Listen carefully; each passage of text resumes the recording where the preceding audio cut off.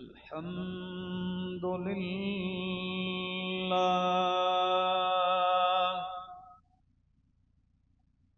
الحمد لله رب العالمين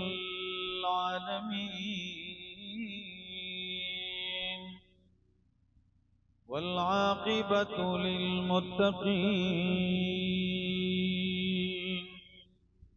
والصلاة والسلام على أشرف الأنبياء وإمام المرسلين وعلى آله وأصحابه وأهل بيته أجمعين أما بعد فأعوذ بالله من الشيطان الرجيم بسم الله الرحمن الرحيم وما أرسلناك إلا رحمة للعالمين وقال تعالى ولسوف يعطيك ربك فترضى وقال تعالى ورفعنا لك ذكرك وقال النبي صلى الله تعالى عليه وسلم فضلت على الأنبياء بست أعطيت جوامع الكلم ونصرت بالرعب وأحلت لي الغنائم وجعلت لي الأرض كلها مسجدا وطهورا وأرسلت إلى الخلق كافة وختم بي النبيون وقال عليه الصلاة والسلام إن لي أسماء أنا محمد وأنا أحمد وأنا الماحي الذي يمحو الله بي الكفر وأنا الحاشر والحاشر الذي يحشر الناس على قدمي وأنا العاقب والعاقب الذي ليس بعده نبي وقال النبي صلى الله تعالى عليه وسلم إنما أنا رحمة مهداة سبحان ربك رب العزة عما يصفون وسلام على المرسلين والحمد لله رب العالمين لاکھوں سلام اس آقا پر بت لاکھوں جس نے توڑ دیے دنیا کو دیا پیغام سکون طوفانوں کے رخ موڑ دیے کیا کیا نہ دیا انسانوں کو اس محسن عالم نے دستور دیا منشور دیا کچھ راہیں دی کچھ موڑ دیے انتہائی قابل عزت قابل احترام ذی قدر و ذی وقار علماء کرام اور گجرات کے اس علاقے گاکھڑا کلاں اور گرد و نواح سے آئے ہوئے میرے معزز مکرم دوستو السلام علیکم۔ سب سے پہلے ایک بات کی وضاحت ضروری سمجھتا ہوں کہ آج کے اس پروگرام سے کچھ روز قبل 22 تاریخ کو میری فلائٹ تھی ساؤتھ افریقہ کی۔ ساؤتھ افریقہ کے دوست ہیں، کئی سالوں سے ان کی تمنا تھی کہ آپ ساؤتھ افریقہ کے دورے پر آئیں اور یہاں دینی پروگرامات ہوں، اللہ نے کیا، ویزا بھی لگ گیا، ٹکٹ بھی میں نے لے لیا، انہوں نے بھیجا، تقریباً 25-30 پروگرام پاکستان کے میں نے کینسل کر دیے۔ کو میسج کیا کہ بھائی میں نہیں آ سکتا ہوں، بیرون ملک کے دورے پر جا رہا ہوں۔ تو ان پروگراموں میں ایک آج کا پروگرام بھی تھا، گاکھڑا کلاں والا، اور جو میرے ساتھی نے ان کو بھی میسج کیا تو انہوں نے میسج سنا اور فونوں کی برمار، میسج، فون۔ یہ علی حسن، اللہ ان کو سلامت رکھے، ان سے میری بات ہوئی، ان کو تو نوجوان، میں نے سمجھانے کی کوشش کی کہ ذرا کسی طرح یہ عذر مان لیں، لیکن پھر جب ان کی والدہ میری بھی اماں ہے، تو جب انہوں نے فون کیا اور مجھے ایسا میسج کیا، میں سن کے پریشان ہوں۔ میں نے کہا اب کیا کیا جائے؟ اپنے دوستوں سے مشورہ کیا، انہوں نے کہا کہ پاکستان میں تو پروگرام ہوتے ہی رہتے ہیں، وہ باہر کے لوگ زیادہ حقدار ہیں، آپ جائیں۔ میں نے یہ عشاء کا ٹائم تھا، رات، میں نے اپنی والدہ سے، اپنے والد صاحب سے ذکر کیا کہ امی ابو سے کہا کہ یہ صورتحال بن کیا کروں؟ وہ مجھے کہنے لگے آپ کا دل کیا کہتا ہے؟ میں نے کہا اماں جی یہ صورتحال ہے، 5 سال سے وہ ساؤتھ افریقہ کے ساتھ لگے ہوئے ہیں اور یہاں کا پروگرام بھی اہم ہے۔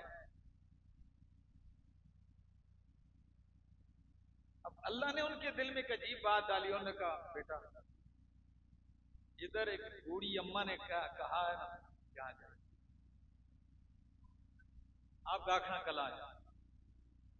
میں نے کہا یہ تو ٹھیک ہو گیا، آپ کی سفارش مل گئی، اب جو جنہوں نے ابھی تک مجھ سے ملاقات نہیں کی زندگی میں، ساؤتھ افریقہ کے وہ دوست، وہ علماء، وہ ساتھی جن کا نام ہے یعقوب نام، کتنے سالوں سے بات کی تمنا رکھتے ہیں، اب ان سے کیا کریں؟ آپ یقین کریں کہ سوچ کے ساتھ بڑا پروگرام طے کیا ہے، ٹکٹ کیا ہے، آپ 22 کو کیا اور کچھ وجوہات بتائی، اگلے دن مجھے کال کر کے آپ اس شخص کے لیے بھی دعا کریں، یعقوب صاحب اور ان کی ٹیم کے لیے بھی دعا کریں، وہ بھی خراج تحسین کے مستحق ہیں کہ جنہوں نے کہا مولانا صاحب یہاں سارے پروگرام میں سنبھال لوں گا، آپ انشاءاللہ العزیز وہ پروگرام کریں اماں جی کا، اور آپ اگلے سال ہمارے پاس آئیں۔ آپ یقین کریں ایک ذرا بھی ماتھے پر بل بھی نہیں ڈالے دوستو۔ آج یہ وہ پروگرام تھا جس کے لیے میں حاضر ہوا ہوں۔ اب زیادہ وقت نہیں لوں گا لیکن توجہ زیادہ دوں گا۔ اب تھکے بیٹھے کہ پکے بیٹھے؟ پکے ہیں۔ سیرت النبی کا عنوان اشتہار پر، اور مجھے ادھر بیٹھے کئی عنوانات دیے گئے، آپ عظمت والدین، ماں کی شان اور پتہ نہیں اور بہت سارے عنوان دیے گئے۔ میں نے کہا پھر ایسا کرتے ہیں کہ مکس قسم کا بیان کر دوں گا، ٹھیک ہے نا، کوئی تڑکا کسی ایک عنوان کا ہوگا، دوسرے کا سب مکس اچار کچھ بن جائے گا۔ لیکن ایک بات بتاؤں آپ کہ امام کائنات صلی اللہ علیہ وسلم کی سیرت یہ وہ سمندر ہے کہ زندگی کے ہر شعبے اور ہر عنوان کے لیے وافر مواد موجود ہے۔ آئیے میں آغاز رب کے قرآن سے کرتا ہوں، میں قرآن کا طالب العلم، قرآن سے بات کا آغاز کرتا ہوں۔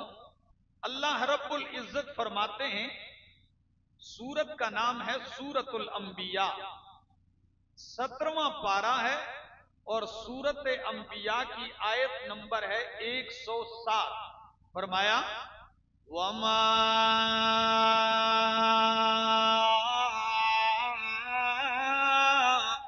अर्सलनाक इल्ला रहमतल लिल आलमीन।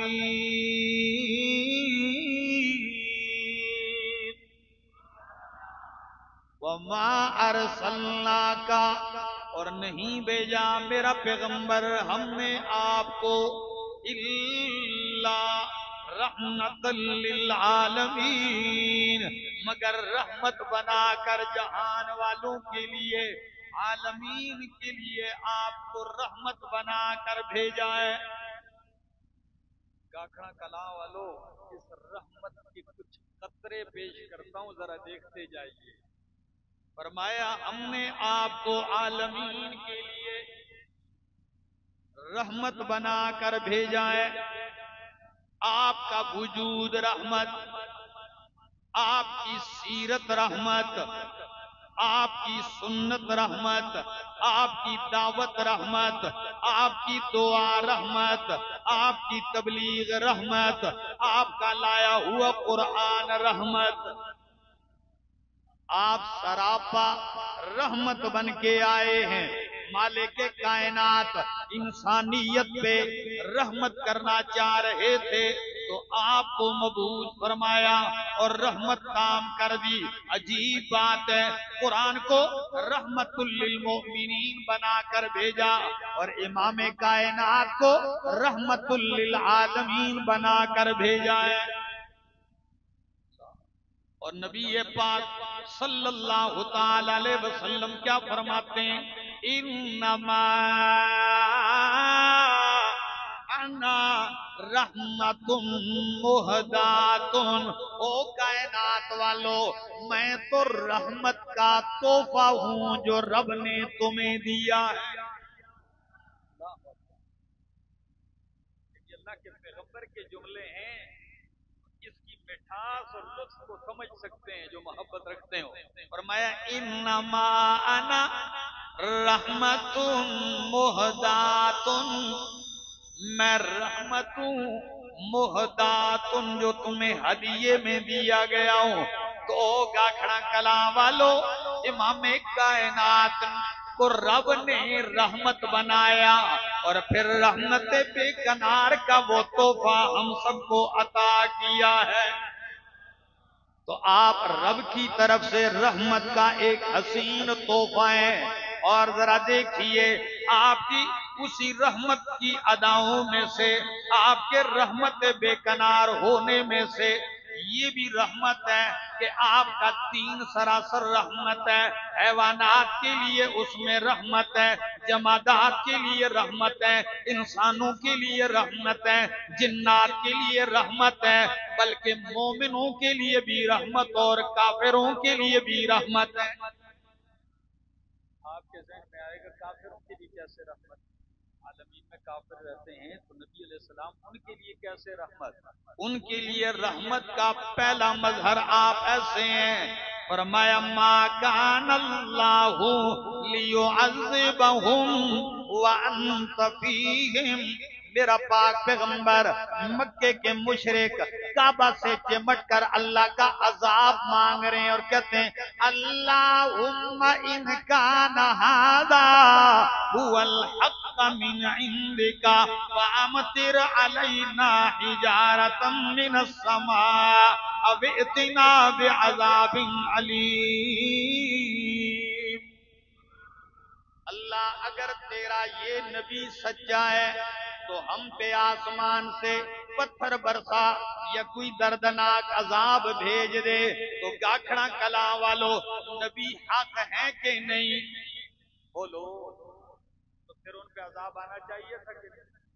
कैसे कम वक्त है, ये कहना चाहिए अल्लाह अगर तेरा नबी हक है तो हमें मानने की तौफीक दे। ये नहीं कहते, कहते हैं अगर तेरा नबी हक है तो पत्थर बरसा, दर्दनाक अजाब ले आ। तो रब्बा अजाब आना चाहिए। अल्लाह फरमाते मा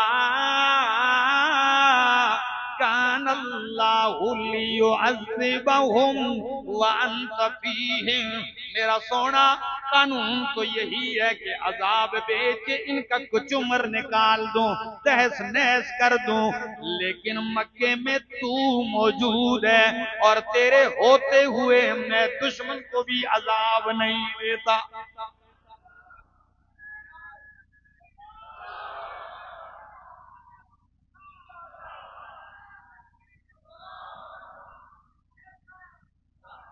آپ کو رحمت بنا کر بھیجا ہے، اور آپ کے رحمت ہونے کا دوسرا مطلب یہ بھی ہے کہ آپ جو دین لے کے آئے ہیں اس دین کے اندر جب وہ نافذ ہو جاتا ہے اسلام، تو جس طرح مومن کا جان مال عزت محفوظ ہوتی ہے، اس طرح دین اسلام میں ایک کافر کی جان مال بھی کیا ہوتی ہے؟ محفوظ ہوتی ہے۔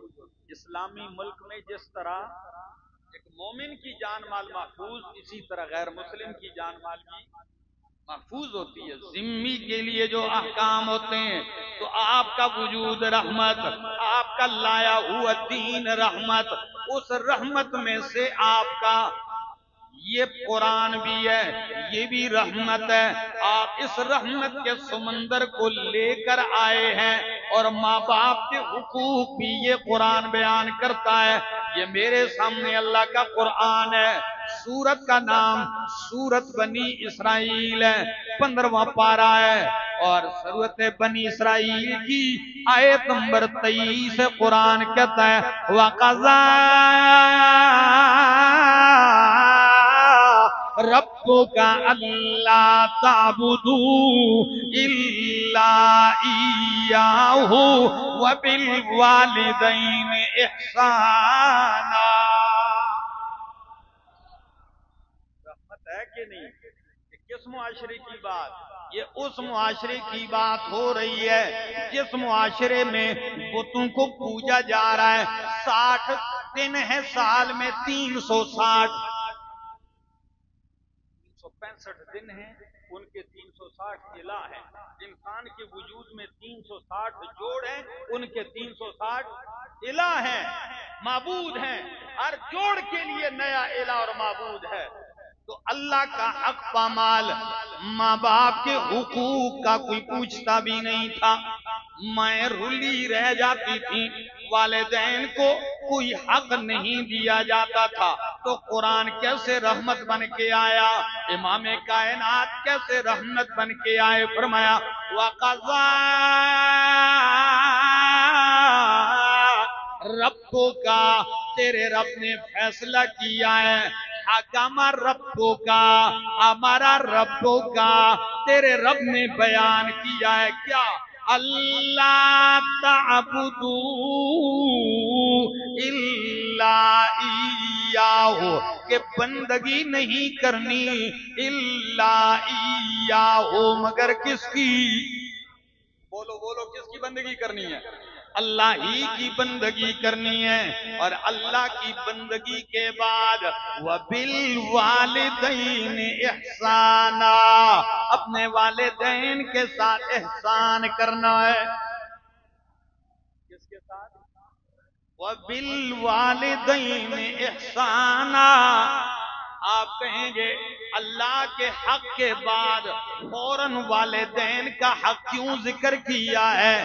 اس لیے کہ اللہ آپ کو پیدا کرنے والا مالک حقیقی ہے، آپ کی دنیا میں آنے کا حقیقی سبب اللہ ہے کہ اللہ نے پیدا کیا ہے۔ اور ماں باپ کا احسان اس لیے ضروری ہے ان کے ساتھ کہ آپ کے دنیا میں آنے کا وہ سبب ظاہری ہے۔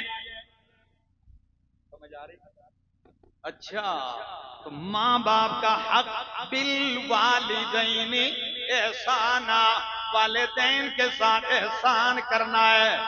گاکھڑا کلام والو، آئیے صرف قرآن نہیں، میرے پاک پیغمبر نے حق بتایا۔ باپ کون ہوتا ہے؟ ماں کون سی ہستی ہے؟ ماں کی شان کیا ہے؟ ماں کے حقوق کیا ہیں؟ ایک صحابی آتے ہیں دیہات سے۔ کہاں سے؟ اوئے ہوئے، شہر میں اور دیہات میں کیا ہوتا ہے؟ بڑا فرق ہوتا ہے۔ جو پنڈوں کے لوگ ہوتے ہیں نا، یہ سادے ہوتے ہیں۔ کیا ہوتے ہیں؟ اور جب سوال پوچھتے ہیں تو بے دڑک پوچھتے ہیں، تھا ہمارا ہے۔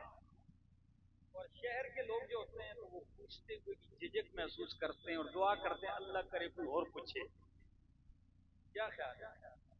تو جب شہر کے صحابہ ہوتے تھے نا رضی اللہ تعالیٰ عنہ، وہ دعا کرتے تھے اللہ کسی دیہاتی صحابی کو بھیج دے یا اللہ کہ وہ آئے اور وہ پوچھے اور امام کائنات علم کے سمندر سے جواب دیں اور ہمیں فائدہ ہو۔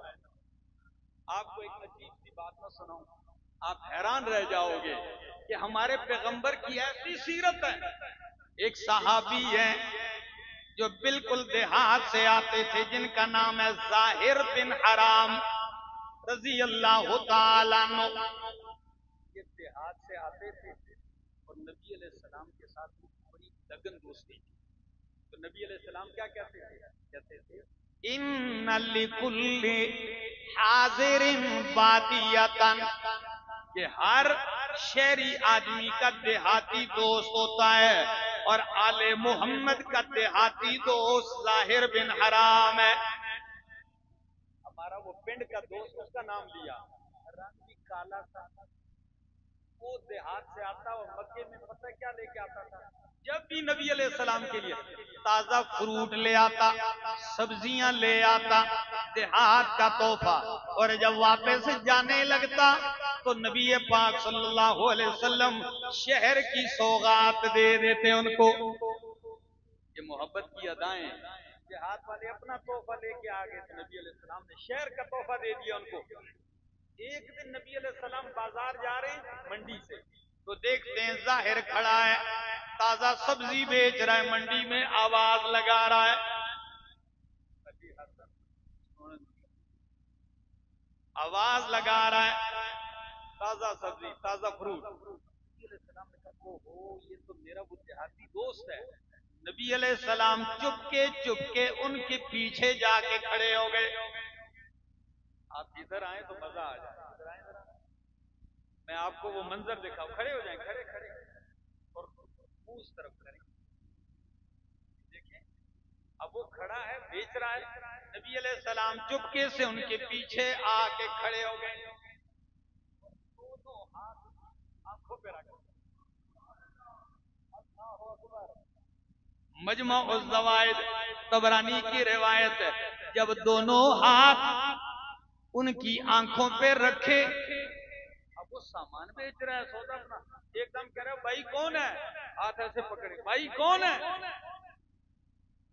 دو تین دفعہ کہا، نبی علیہ السلام خاموش ہیں۔ ظاہر کہتا ہے اللہ کی قسم ہے ہاتھوں کی ٹھنڈک اور لذت اور خوشبو سے سمجھ گیا کہ یہ ہاتھ امام کائنات کے ہیں۔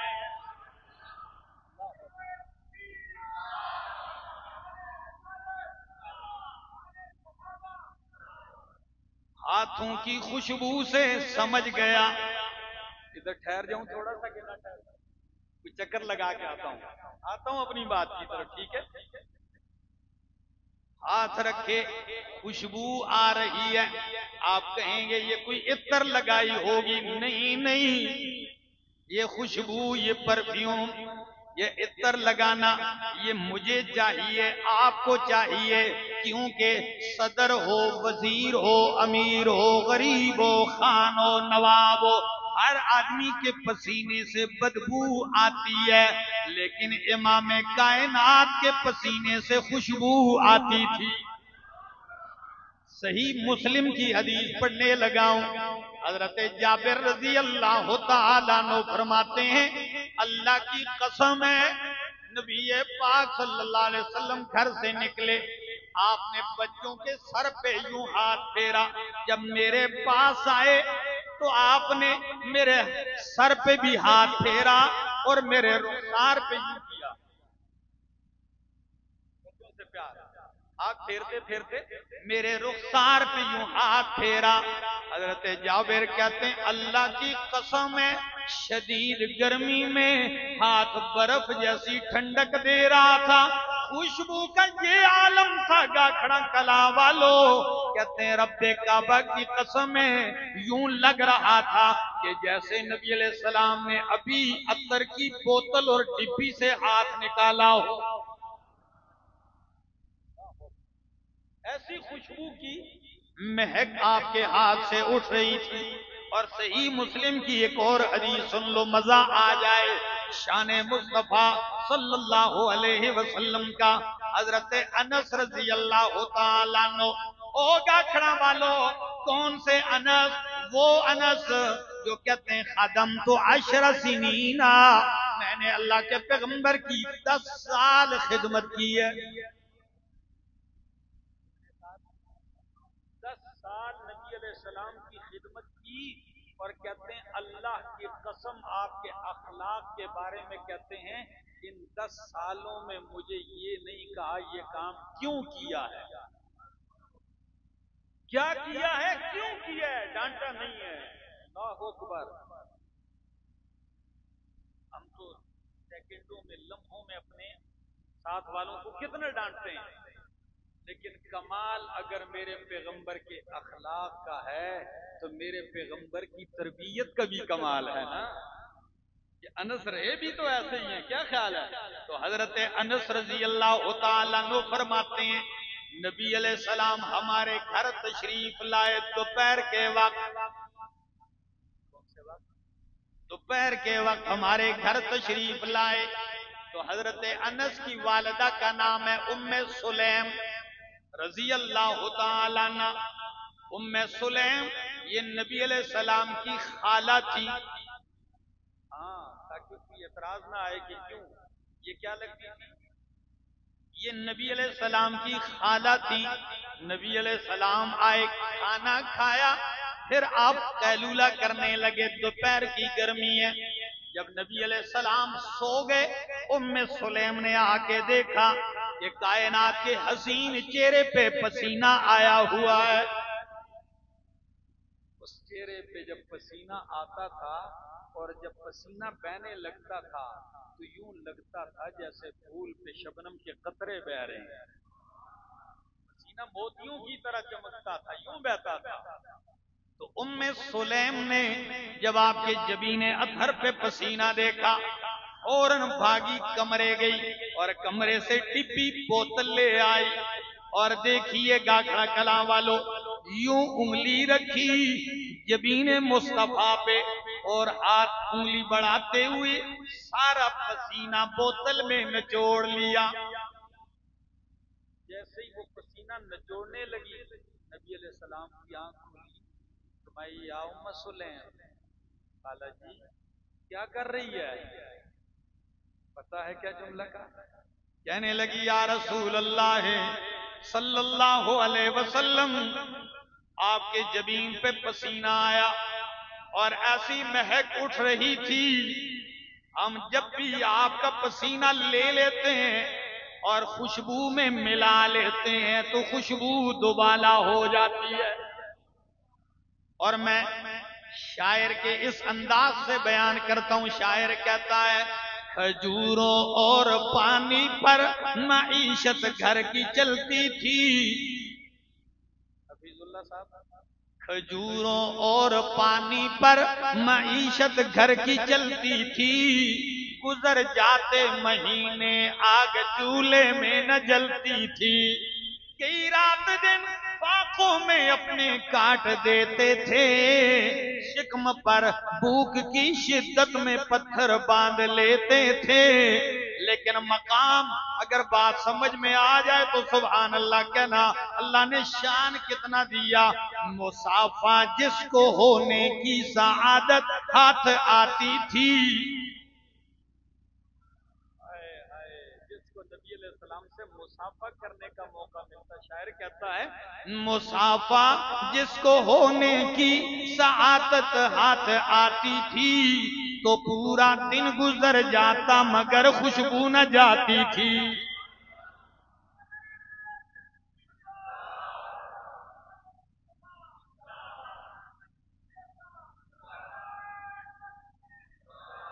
میرے دوستو،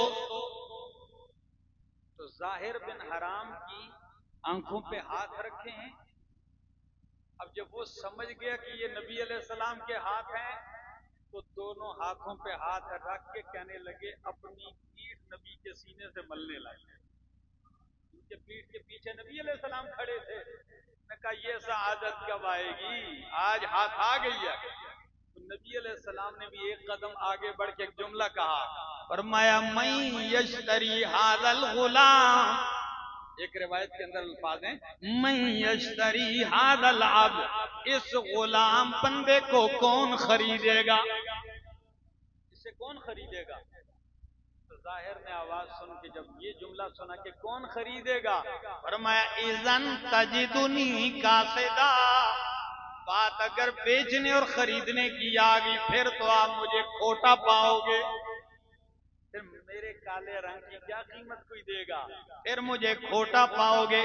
نبی علیہ السلام نے فرمایا لیکن عند اللہ لست بقاصد، اللہ کے ہاتھ کھوٹا نہیں، بہت بڑی قیمت والا ہے. تو عرض کر رہا تھا دیہاتی آیا، ابو ہریرہ رضی اللہ تعالیٰ عنہ فرماتے ہیں اور آ کے سامنے بیٹھ گیا، کہنے لگا یا رسول اللہ صلی اللہ علیہ وسلم من احق الناس بصحبت بحسن صحابتی. اے اللہ کے پاک پیغمبر، لوگ تو بڑے ہیں، رشتے بہت زیادہ ہیں، لیکن سب سے زیادہ میرے حسن سلوک کا مستحق اور حقدار کون ہے؟ کتنا گہرا سوال پوچھا ہے. من احق الناس بحسن صحابتی، میرے حسن سلوک کا سب سے زیادہ حقدار کون ہے؟ اللہ کے پاک پیغمبر نبی علیہ السلام نے فرمایا امک، تیری ماں ہے. کیا کہا؟ تیری ماں ہے. صحابی دیہاتی پھر پوچھتے ہیں ثم من، ماں کے بعد اگلا پھر کون ہے؟ نبی علیہ السلام نے فرمایا امک. دوسری مرتبہ پھر فرمایا تیری ماں ہے. صحابی پھر پوچھتے ہیں ثم من، تیسری مرتبہ اس کے بعد پھر کون مستحق ہے میرے حسن سلوک کا؟ تیسری مرتبہ پھر فرمایا امک، تیری ماں ہے. صحابی ٹھہرے نہیں، چوتھی مرتبہ پوچھا ثم من، پھر کون ہے؟ فرمایا ابو، تیرا باپ ہے. تین دفعہ فرمایا حسن سلوک کا سب سے زیادہ حقدار کون ہے؟ تیری. پھر کون ہے؟ پھر کون ہے؟ پھر باپ. چوتھے نمبر پہ پھر کہاں؟ باپ. اب آپ کے ذہن میں سوال آئیں گے کیا وجہ ہے ماں کو حسن سلوک میں اتنی زیادہ اہمیت کیوں دی ہے؟ آئیے حکمتیں بتانے لگاؤں. پہلی حکمت قرآن سے، یا قرآن کہتا ہے ماں نے اٹھایا تو تکلیف کے ساتھ. جوانوں، چھٹاکی لوہا یا چھٹاکی فالتو کوئی چیز پیٹ میں اٹھا کے کوئی گھنٹہ دو گھنٹے پھرو لگ پتا جاتا. پیٹ کے اوپر ہی کچھ وزن اٹھا کے پھرو، یہ اس ماں کا کمال ہے کہ 9 مہینے 11 مہینے لے کے پھرتی رہی. کتنی تکلیف کے ساتھ یہ ماں جانتی ہے. دوسری وجہ سر اٹھایا بھی تکلیف کے ساتھ، اور جب تجھے جنا تو بھی تکلیف کے ساتھ. ولادت کا مرحلہ یہ بھی تکلیف دے ہے. تو ماں نے یہ تکلیف اٹھائی دو، اور تیسری کہ 2-2.5 سال تک تجھے چھاتی کا دودھ پلاتی رہی ہے، رات دن تیری خدمت. تو کتنے مرحلے؟ تو نبی علیہ السلام نے کتنی دفعہ اس کو حق دیا؟ 3 دفعہ. اور دوسری وجہ قرآن کے بعد کہ ماں کمزور ہوتی ہے. کیا ہوتی ہے؟ ماں کمزور ہوتی ہے. باپ تو ڈنڈا چلا کے بھی اپنی بات منوا لیتا ہے. کیا خیال ہے؟ ڈنڈا پر مار دیتا ہے، کبھی زور بھی دے دیتا ہے. اور کبھی کبھی ماں ڈنڈا نہیں، ماں کمزور ہوتی ہے، عاجز ہوتی ہے، اس کا خیال زیادہ کیا. اللہ اکبر. تو ماں حقدار ہے، عاجز ہے، عورت ہے، کمزور ہے. تو اور کبھی کبھی ماں کا مزاج بھی ہے، چھوٹی بات پہ راضی بھی ہو جاتی ہے اور چھوٹی سی بات پہ नाराज भी हो जाती है, रूठ भी जाती है। तो फरमाया तेरी माँ हकदार है। चौथे नंबर पे फरमाया अबू तेरा बाप हकदार है। अल्लाह अकबर। आइए गाखड़ा कलाम वालों, तो मैं बात कर रहा था कि मेरा नबी कायनात के लिए रहमत बन के आया, आप रहमत बन के आए। माँ का हक मिला, बाप को हक मिला, बहनों को हक मिला, बेटियों को हक मिला, पड़ोसियों को हक मिला, उस्ताद को हक मिला। इसी तरह उस्ताद को हक मिला, बूढ़ों को हक मिला, उलमा को हक मिला, हैवानात को भी हक मिला, हुक्मरानों को हक मिला, काजी और जज को हक मिला, गरीब को हक मिला, यतीम को हक मिला, फकीर को हक मिला है। आइए मेरे दोस्तों, मेरा पाक पैगंबर कायनात के लिए रहमत बन के आए हैं। तो पर मैं सूरत बनी इसराइल की आयत पढ़ी कि वबिल वालिदैन एहसाना, वालिदैन के साथ एहसान कीजिए, हुस्न सुलूक कीजिए। खास तौर पर अगली बात सुनने की है। फरमाया इम्मा यबलुगन्ना इंदकल किबरा अहदुहुमा औ किलाहुमा। ओ मेरा बंदा, माँ बाप में से कोई एक बुढ़ापे को पहुंच जाए तेरी जिंदगी में, तेरे होते हुए माँ बूढ़ी हो जाए या दोनों बूढ़े हो जाएं, कमजोर हो जाएं, तो अब तूने क्या नहीं करना। फरमाया फला तकुल लहुमा उफ़िन, दोनों को उफ तक भी नहीं कहना, उफ तक नहीं कहना। उफ तक क्या माना है? ये नागवारी का के इजहार का एक जुमला है, यानी उनके सामने किसी तरीके से भी नागवारी का इजहार, जिस तरह साढ़े आम नौजवान मां समझावे कुछ ना कर मुंह फेर के तो हूं कर जाता है, तो उफ ये हूं करने की भी इजाजत। तो मैंने ऐसे भी बदबख्त देखे हैं जो ऊं करना छोड़ो, उफ कहना छोड़ो, माँ बाप को मारते भी हैं, पीटते हैं माँ बाप को, हाथ उठाते हैं, गरेबान पकड़ते हैं। इस मुआशरे में अगर उनको इस किताब से ताल्लुक हो जाए तो उनको पता चल जाए कि बाप का मकाम क्या है। कुरान ने कहा फला तकुल लहुमा उफ़िन, उफ भी नहीं कहना। और अगली बात वला तनहरहुमा, झिड़कना भी नहीं।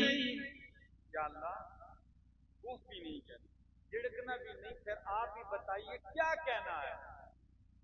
आखिर कुछ तो कहूंगा, पर मैं बताता हूं। वकुल लहुमा कौलन करीमा,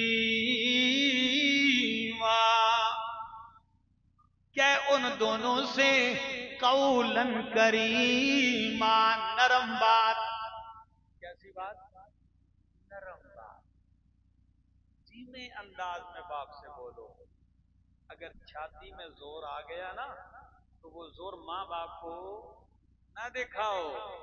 हाँ, अगर माँ बाप कमजोर होके हड्डियों का ढांचा बन के आपकी झोली में ही आ गिरे, कमजोर होके अब तेरे ही आसरे हो गए, तो अब ऐसा ना कर, नरम बात कर, धीमी बात कर। ये कुरान अदब सिखाता है। और सिर्फ इधर भी नहीं, ये सिर्फ खाली लहजा धीमा रखो तो बाकी चलाई रखो, नहीं। अल्लाह आगे क्या फरमाते हैं? फरमाया वख़्फ़िज़ लहुमा जनाहज़्ज़ुल्लि मिनर रहमा। ओ मेरा बंदा, वालिदैन के लिए मेहरबानी शफकत के बाजू हर वक्त झुकाए रख। जहां उलमा बैठे हैं, अल्लाह ने हाथ का लफ्ज नहीं इस्तेमाल किया, बाजू, जनाह का लफ्ज इस्तेमाल किया। किस चीज का? और जनाह पर को कहते हैं। अब आप कहेंगे या अल्लाह, अरबी में बाजू का लफ्ज भी था, वो छोड़कर पर वाला लफ्ज क्यों इस्तेमाल किया है? बता दूं? होए मजा आ जाएगा कुरान की बलागत का। अल्लाह ने पर का लफ्ज इसलिए इस्तेमाल किया है, जब परिंदे को देखो कि बारीक छोटे छोटे से चूजे उसके बच्चे हों, बिल्कुल लोच जिसको कहते हैं। तो परिंदा आता है ना तो शफकत से अपने पर बिछा देता है, ऊपर अपने पर बिछा देता है उन पे। अल्लाह फरमाते हैं ओ मेरा बंदा, तेरे माँ बाप कमजोर हो चुके हैं, उसी तरह जिस तरह तू कमजोर बच्चा था, आज वो कमजोर हो चुके हैं, तू अपने पर मोहब्बत से उन पे निछावर कर। मेरी आदत है कभी कभी सफर पे बहुत ज्यादा होता हूँ, थकावट होती है, टेंशन इंसान को सफर देता है। घर जाता हूँ कभी कभी तो वालदा जब चारपाई पे बैठी हो ना तो मैं पास जाकर बैठ जाता हूँ, पास बिल्कुल, और ऐसा बाजू डाल के ना तो उनके सर से सर मिला के ऐसे करीब हो जाता हूँ। अल्लाह की कसम है इतना सुकून मिलता है, सारी थकावट दूर हो जाती है, सारी थकावट दूर हो जाती है, सीने में ठंड पड़ जाती है। मां तो मां है, जिनकी नहीं है उनसे जाके पूछो, और जिनकी है उनको दरखास्त करता हूं कदर कीजिए। इधर से अगर कोई ऐसा आदमी हो कि उससे माँ बाप नाराज हो, शिकवा करते हो, तो फौरन उठने के बाद पहला काम जाके अपने माँ बाप को राजी करे। अल्लाह फरमाते हैं बाजू रहमत के झुकाए रख, और सिर्फ ये भी नहीं कि इनकी खिदमत कर। कुरान आगे कहते हैं, अल्लाह फरमाते हैं वक़ुर रब्बिरहमहुमा कमा रब्बयानी सगीरा। अल्लाह फरमाते मेरा बंदा मुझसे अपने माँ बाप के लिए दुआ भी मांगा कर। वक़ुर रब्बिरहमहुमा, और दुआ कर मेरे रब्बा मेरे माँ बाप पे रहमतें कर, कमा रब्बयानी सगीरा, जिस तरह मेरे माँ बाप ने मेरी परवरिश की है बचपने में। अल्लाह जिस तरह मोहब्बतों के साथ मुझे पाला है, अल्लाह इसके सिले में उन पे रहमतें कर, उन पे बरकतें कर। ये मकाम पैगंबर की रहमत का नतीजा है। आप जो दीन लेके आए हैं वो सरासर रहमत ही रहमत है। तो अर्ज कर रहा था, बैठे सोच रहा था कि अल्लाह इतने मज़ामीन जो दिए हैं, अगर एक उन्वान मुझे देते तो फिर मैं उसी पे गुफ्तगू करता, लेकिन बहुत सारे उन्वान हैं तो सारे उन्वानों को लेके जा रहा हूं। काखड़ा कला वालों, हो सकता है जिंदगी वफा न करे, कोई पता नहीं, अगले साल हो सकता है गुज़िश्ता साल कई लोग इधर हों और इस साल ना हो, या अगले साल हम में से कई ज़ेरे खाक हों, क्या मालूम। लेकिन दुआ गो हूं कि अगर फिर इधर मुलाकात न हो तो अल्लाह अर्श के साए के नीचे मुलाकात करवाए। अल्लाह हम सबका खातिमा ईमान पे फरमाए। तो मैं बात कर रहा था गाखड़ा कला वालों कि इमाम कायनात को अल्लाह ने रहमत बनाकर भेजा है। उस रहमत की एक झलक ये मेरे सामने अल्लाह का कुरान है। सूरत का नाम सूरत तौबा है, और सूरत तौबा की आयत नंबर 128 है। कुरान कहता है लक़द जाअकुम रसूलुम मिन अनफुसिकुम, ओ लोगो अलबत्ता तहकीक तुम्हारे पास शान वाले अजमत वाले रसूल आ चुके हैं। मिन अनफुसिकुम, तुम्हारी ही जिन से आए हैं। किस शान वाले हैं? फरमाया अजीजुन अलैहि मा अनित्तुम, मेरे पैगंबर पे बहुत गरा गुजरती है वो चीज जो तुम्हें मुशक्कत में डाले। ये रहमत है कि कुरान गवाही दे रहा है अजीजुन अलैहि, कि मेरे नबी पर तुम्हें तकलीफ देने वाली बातें क्या गुजरती हैं? गरा गुजरती है। खुद भूख बर्दाश्त कर लेते हैं, तुम्हारी बर्दाश्त नहीं। खुद तकलीफ बर्दाश्त कर लेते हैं, तुम्हारी तकलीफ गवारा नहीं है। अगर झलक देखनी है तो ताइफ के बाजार को देखिए, कई मील तक पत्थरों की बारिश हो रही है। पूरी कौम, बड़े बूढ़े जवान औरतें बच्चे जोलियां भर भर के पत्थर मार रहे हैं, और नबी अलैहिस्सलाम के सर का खून نالین تک پہنچ گیا، کپڑا پورے کا پورا خون میں رنگین ہو گیا. 96 کلومیٹر مکہ سے پیدل راستہ طے کر کے گئے. میں جب 2 سال پہلے گیا گاڑی میں ان پہاڑیوں کو، چڑھائی اترائی اور سنگلاخ وادیوں کو دیکھا تو میں سوچ کے حیران رہ گیا کہ یا اللہ، ہمارے پاک پیغمبر صلی اللہ علیہ وسلم جب یہ ترقی نہیں تھی پیادل چل کے آئے ہیں، سواری بھی نہیں تھی،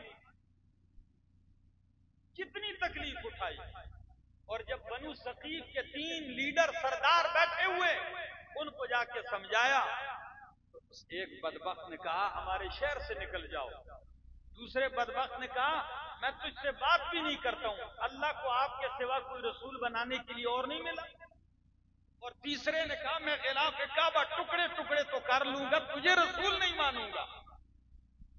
جب یہ رویہ پیش کیا نبی علیہ السلام وہاں سے اٹھتے ہیں، کہتے ہیں سرداروں تم نہیں مانتے ہو نہ مانو، میری ایک درخواست، ایک مکے والوں کو یہ نہ بتانا کہ ہم نے یہ کام کیا ان سے، وہ خوش ہوں گے. اور دوسری بات کہ میرا راستہ نہ روکو، تم نہیں مانتے ہو، میں عوام کو بتاؤں جا کے اللہ کی توحید، ان لوگوں کو میرا راستہ تو نہ روکو کم از کم. کہنے لگے اچھا، ایک تو ہمارے دین کے خلاف اور دوسرا یہ توقع. سارے اٹھتے ہیں، پورا شہر امڑ آتا ہے. نبی علیہ السلام کو پتھروں سے زخمی کر دیا گیا. آپ باغ میں داخل ہوتے ہیں، باغ انگوروں کا باغ ہے، انگوروں کا باغ ہے عتبہ شیبہ کا. نبی علیہ السلام خون سے رنگین جا کے ایسے درخت سے ٹیک لگا کے بیٹھے بالکل نڈھال ہو کر. آپ کے ساتھ زید بن حارثہ بھی ہیں، وہ اٹھتے ہیں اور آپ کی وجود مقدس سے پوچھتے ہیں. کہتے ہیں جب میں نالین اتارنے لگا تو آپ کے نالین جوتا مبارک اتر نہیں رہا تھا، خون جم چکا. یہ کیفیت تھی. ایک دور سے اس باغ کے مالک نے دیکھا نبی علیہ السلام زخمی حالت میں آ گئے، وہ بھی دشمن تھا، تو اپنے غلام ایک نوکر کو فوراً انگوروں کا ایک گچھا دیا، تشت میں رکھا مجمع میں، اور نوکر کا نام ہے عداس. اس سے کہنے لگا یہ انگوروں کا گچھا اٹھائیے، وہ جو خون میں رنگین جوان آ کے بیٹھا ہے یہ انگوروں کا گچھا ان کو دے کے آ جاؤ.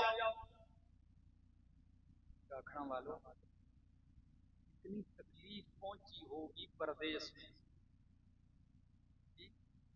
پردیسی سمجھ سکتے ہیں کتنی تکلیف پہنچی ہوگی کہ دشمن کو بھی ترس آ گیا. تو عداس انگور لے کے نبی علیہ السلام کے پاس آیا، جو ہی انگور کا گچھا آگے کیا نبی علیہ السلام ہاتھ بڑھاتے ہیں اور کہتے ہیں بسم اللہ. جب بسم اللہ کہا عداس حیران ہو کے کہنے لگا آپ کون ہیں؟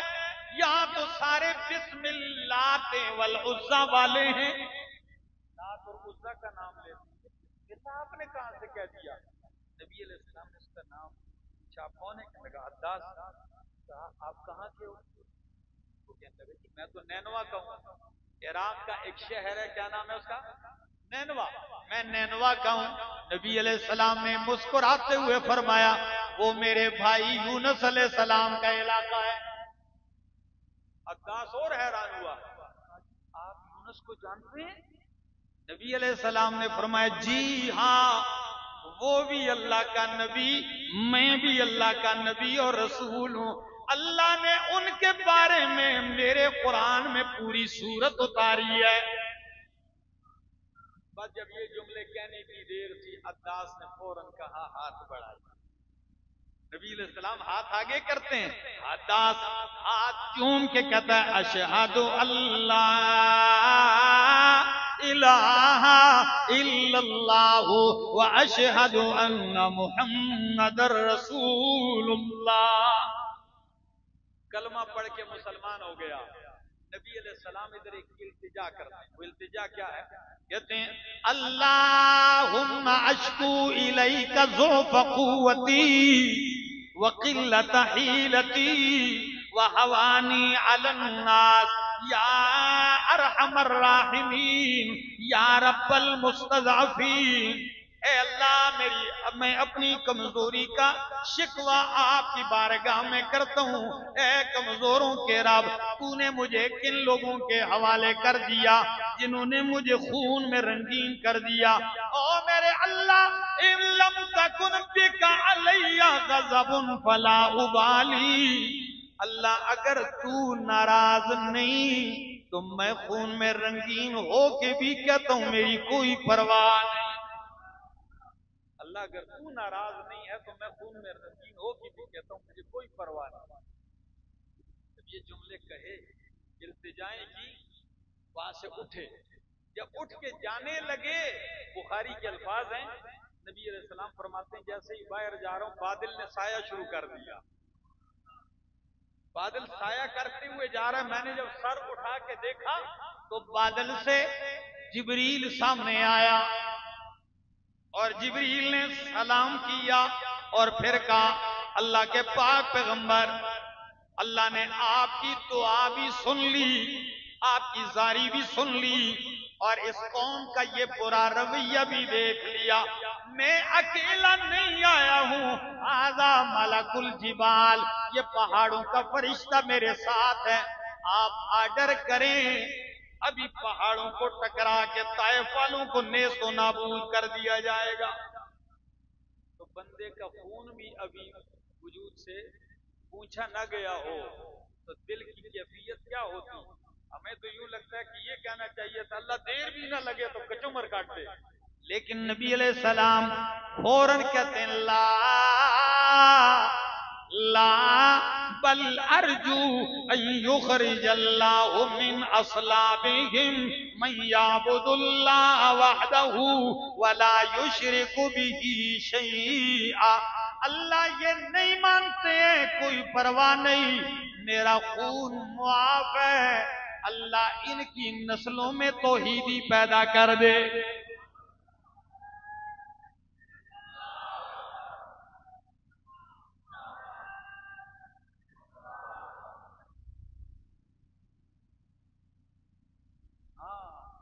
دوستو، پتا چلا کہ آپ رحمت ہیں کہ نہیں ہیں، کہ فرشتے آ گئے کہ اللہ مدیہ میٹ کرنے کو تیار ہیں، آپ آرڈر کریں۔ آپ فرماتے ہیں اللہ میں ان کی تباہی نہیں چاہتا، میں اب بھی ان کے لیے ہدایت کی دعا کرتا ہوں کہ ان کی نسلوں سے ایسا پیدا کر دے من یعبد اللہ وحدہ، جو اکیلے اللہ کی بندگی کریں۔